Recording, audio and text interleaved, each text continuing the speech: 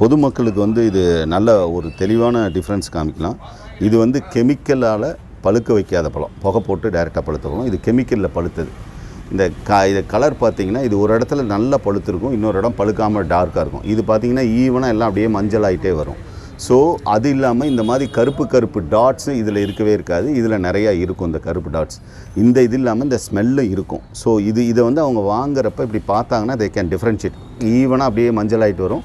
இது ஒரு இடத்துல நல்லா பழுத்துட்டு இன்னொரு இடத்துல பழுக்காமல் இருக்கும். ஸோ இது என்ன அர்த்தம் அப்படின்னா, இந்த இடத்துல கெமிக்கல் எக்ஸ்போஷர் நல்லா இருக்குது, இந்த இடத்துல கம்மியாக இருக்குது.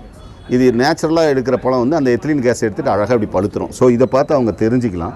ரொம்ப கெமிக்கல் அந்த கீழே ரொம்ப கெமிக்கல் டைரெக்டாக கான்டாக்ட் ஆகி பழுத்துது மார்க்கெட்டில் இந்த மாதிரி இருந்தால் வாங்க தேவையில்லை. ஏன்னா இதெல்லாம் பார்த்திங்கன்னா கண்ணீர்ச்சி ரொம்ப.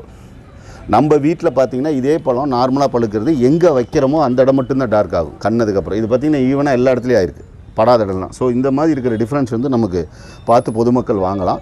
அதே மாதிரி ரெப்யூட்டட் சென்டர்ஸில் அவங்களுக்கு ரெகுலராக வாங்குகிற இடம் கெமிக்கல் இல்லாத இடத்த பார்த்து வாங்கலாம். இன்னொன்று வாங்கி காயாக வாங்கி அரிசி மண்டிலேயே நம்ம பழைய சின்ன வயசில் நம்ம பார்த்துருப்போம், அரிசி இதில் போட்டு வைப்போம், அரிசி பாத்திரத்தில். இல்லாட்டி வைக்கப்புல் வச்சு சாக்கை போட்டு மூடினோம்னாவே நார்மலாக பழுத்துரும். இது பொதுமக்களுக்கான அறிவுரை.